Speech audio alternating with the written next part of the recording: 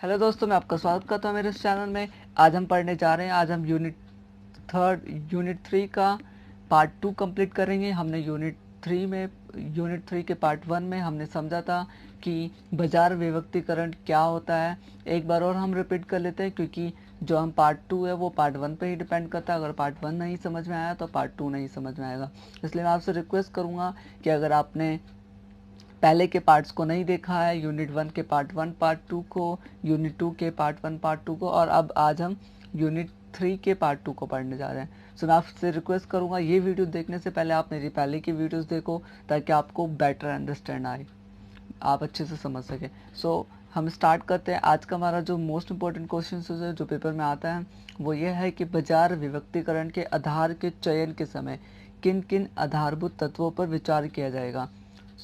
इसको समझते हैं। तो हमने पहले पार्ट 1 में बाजार विविक्तीकरण के बारे में अच्छे से समझा था कि बाजार विविक्तीकरण क्या होता है। नॉर्मली बाजार विविक्तीकरण क्या होता है कि किसी वस्तु के सभी ग्राहकों में समानता तो होती नहीं है, उनके स्वभाव, उनकी गुण, प्रकृति, आयु, रहन सहन का जो स्तर होता है, उन सब में डिफरेंस पाया जाता है। और इसी कारण एक निर्माता एक प्रकार के ग्राहकों के समुदाय के लिए एक प्रकार की वस्तु बनाता है और दूसरे प्रकार के ग्राहकों के समुदाय के लिए दूसरे प्रकार की। इस प्रकार वे अपने बाजार को क्या कर देता है, विभिन्न खंडों में बांट देता है, और उसी खंडों में बांटने को हम क्या कहते हैं, बाजार विविक्तीकरण।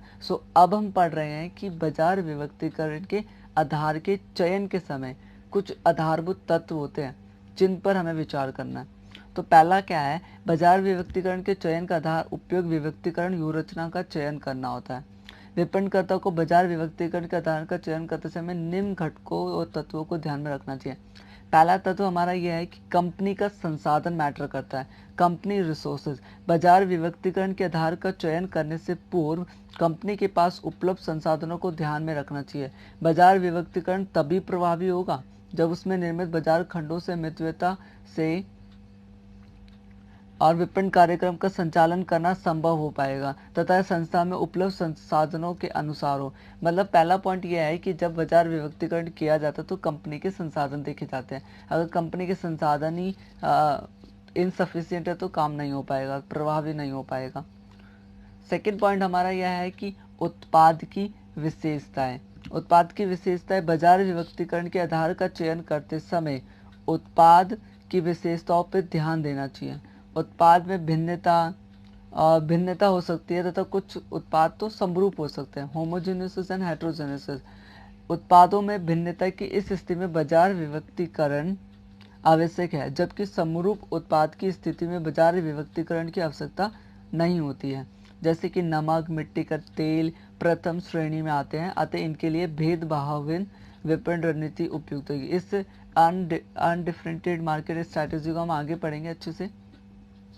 ये हमारा सेकंड तत्व था। उत्पाद की जो विशेषताएं होती है वो भी प्रभावित करती है, इसलिए हमें ध्यान रखना है। बाजार विविक्तीकरण का एक और पॉइंट ये भी है। थर्ड पॉइंट हमारा यह है कि उत्पाद जीवन चक्र में उत्पाद की जो स्थिति होती है वो भी बाजार विविक्तीकरण के चयन के लिए वो प्रभावित करती है। प्रत्येक उत्पाद की जीवन चक्र की कितनी अवस्थाएं होती है, 4 अवस्थाएं होती है।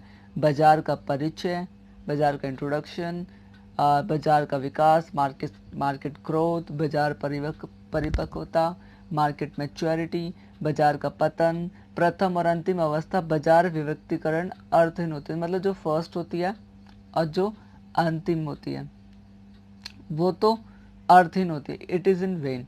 प्रथम अवस्था में आवश्यक सूचनाएं एकत्रित नहीं की जा सकती है, जबकि अंतिम अवस्था में बाजार विविक्तीकरण की आवश्यकता ही नहीं रहती है। इसी प्रकार उत्पाद के जीवन चक्र की परिपक्वता या अवस्था कंपनी के भेदित विपणन नीति के अनुसरण करने लगता है। तो ये हमारा थर्ड पॉइंट था, जो उत्पाद जीवन चक्र में उत्पाद की स्थिति भी प्रभावित करती है। ये भी एक तत्व, आधारभूत तत्व है जब बाजार विविक्तीकरण का चयन किया जाता है। फोर्थ है हमारा बाजार की समरूप प्रकृति। यदि बाजार की समरूप प्रकृति अर्थात आवश्यकताओं, प्राथमिकताओं और विशेषताओं की दृष्टि से ग्राहकों में समानता है तो बाजार विविक्तीकरण की आवश्यकता पड़ेगी नहीं, क्योंकि सारे उसमें समान है। बाजार विविक्तीकरण की आवश्यकता तो तब पड़ती है ना जब सभी चीजें अलग अलग होती है। जब बाजार विविक्तीकरण क्या था, बाजार विविक्तीकरण यही तो था जब हमने खंडों में बांट दिया था कि ये वाला खंड अलग है, ये वाला खंड अलग है, तो तभी तो जरूरत पड़ेगी। इसलिए समरूप प्रकृति होगी तो नहीं, वहाँ पर बाजार विभक्तिकरण की जरूरत ही नहीं पड़ेगी। उचित विभक्तिकरण तभी आवश्यक होता है जब अलग अलग समूह के उपभोक्ता की वरीयता, मतलब उनकी जो चीज़ें होती है, जो उनके डिज़ायर्स होती है, वो जो उनमें डिफरेंसेस पाया जाए।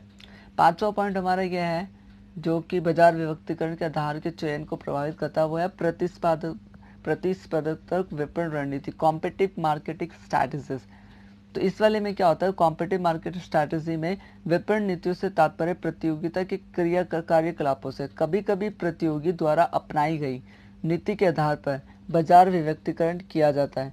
यदि जो हमारा प्रतिद्वंदी है, मतलब हमारा कॉम्पिटिटर है भेदभावहीन विपणन नीति अनुसरण कर रहे हैं, तो नया निर्माता भी इस नीति का अनुसरण कर सकता है और अपने आप को सफल बना सकता है। तो इस वाले पॉइंट को अगर सिंपल लैंग्वेज में समझाऊं तो हम क्या कर सकते हैं, हमारा जो कॉम्पिटिटर है वो जो भी स्ट्रैटेजी अपना रहा है, अगर वो भेदभावहीन वाली नीति अपना रहा है या भेदपूर्णहीन विपणन नीति अपना रहा है, तो दोनों में से हम कोई सी भी अपनाकर अपने आप को सफल कर सकते हैं। तो ये पांचवा पॉइंट था जो बाजार विभक्तिकरण के आधार के चयन के समय प्रभावित करता है। तो ये हमारा क्वेश्चन नंबर 1 था। अब हम क्वेश्चन नंबर 2 को स्टडी करते हैं, जिसमें हम पढ़ेंगे कि बाजार विभक्तिकरण की गहनता के आधार पर विपणन रणनीतियाँ स्पष्ट करनी है हमें। Explain the marketing strategies on the basis of the intensity of a segmentation, या बाजार की विभिन्न विपणन रणनीतियाँ उपयुक्त उदाहरण सहित हमें स्पष्ट करते हैं। Discuss the different marketing strategies with the suitable examples. तो इस क्वेश्चन को भी अच्छे से अंडरस्टैंड कर लेते हैं कि हमें डीपली समझाना है कि क्या क्या स्ट्रैटेजीज होती है, मतलब जो निर्माता होता है वो क्या क्या स्ट्रैटेजीज अपनाता है एक मार्केटिंग सेगमेंटेशन करने के लिए। सो आइए हम इसको स्टडी कर लेते हैं। विभक्तिकरण एक विपणन रणनीति, किसी वस्तु के सभी क्रेता एक से तो होते नहीं है, अतः प्रत्येक विक्रेता की अपनी विपणन रणनीति हो सकती है, अर्थात विभिन्न विक्रेताओं की विपणन रणनीति में यह अंतर बाजार खंड के आधार पर हो सकता है। इसका पहली जो रणनीति है हमारी उसको समझते हैं, जिसमें भेदभावहीन विपणन रणनीति। ये पहली रणनीति है हमारी जो मार्केटिंग सेगमेंटेशन में अपनाई जाती है, मतलब मार्केटिंग स्ट्रैटेजी वाली है। इस नीति को अपनाने वाली संस्थाएं विभिन्न ग्राहकों में अंतर नहीं करती है और अपना एक ही विपणन कार्यक्रम अपनाती है। इसका अर्थ यह है कि निर्माता द्वारा केवल एक ही प्रकार की वस्तु का निर्माण एवं विक्रय किया जाता है। इसमें इस बात की ओर अधिक ध्यान दिया जाता है कि ग्राहकों में किन किन बातों में समानता पाई जाती है। इसलिए विज्ञापन अपीलें वैसी ही बनाई जाती है जिनसे अधिकांश ग्राहकों की समानता का क्या पता चल सकते, उनकी ग्राहकों की समानता का पता चलता हो।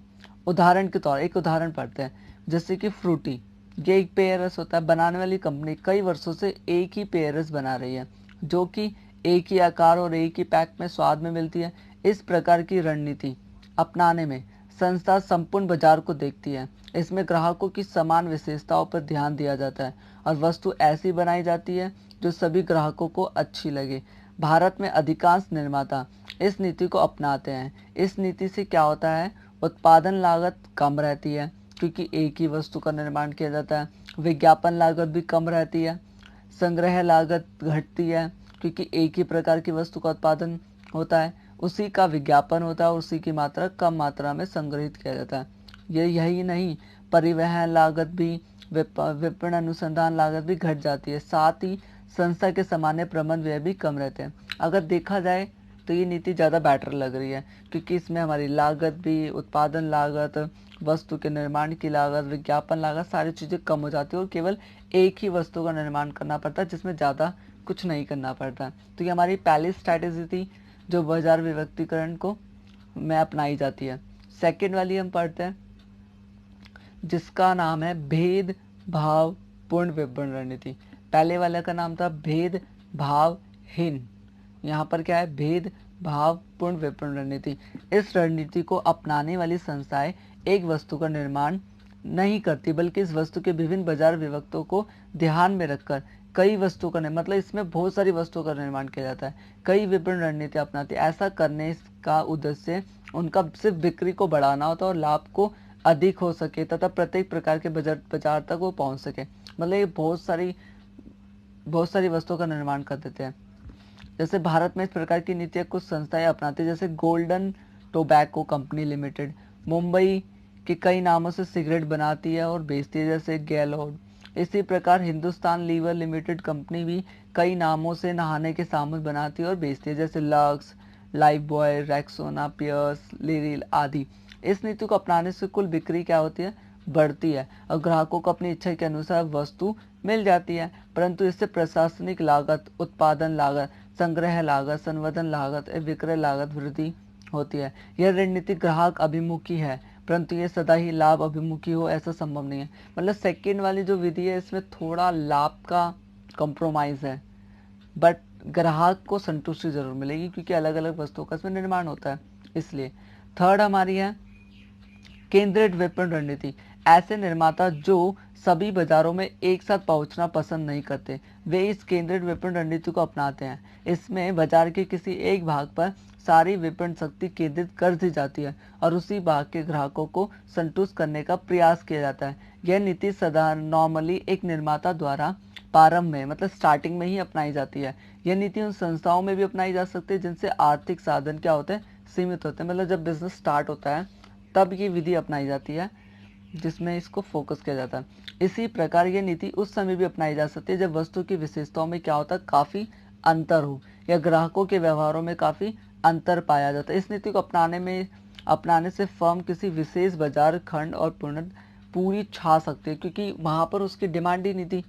अगर हम वहाँ पर वो सप्लाई कर दें उस डिमांड की तो वो वस्तु छा जाएगी तथा अपनी आर्थिक स्थिति को अधिक मजबूत कर सकती है। इसे अपनाने में कम संसाधनों की आवश्यकता पड़ती है तथा संस्था के लाभों में भी भारी वृद्धि की संभावना हो सकती है। इस नीति का सबसे प्रमुख दोष, इससे सबसे बड़े दोष यह है कि संस्था का भविष्य एक ही बाजार पर निर्भर करता है। यदि कहीं इस बाजार या विभक्त का चुनाव किसी प्रकार गलत हो गया तो संस्था का पूरा अस्तित्व ही खतरे में पड़ जाता है।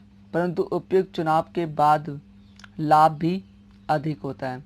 तो ये हमारी 3 स्ट्रैटेजीज थी जो हमने पढ़ी।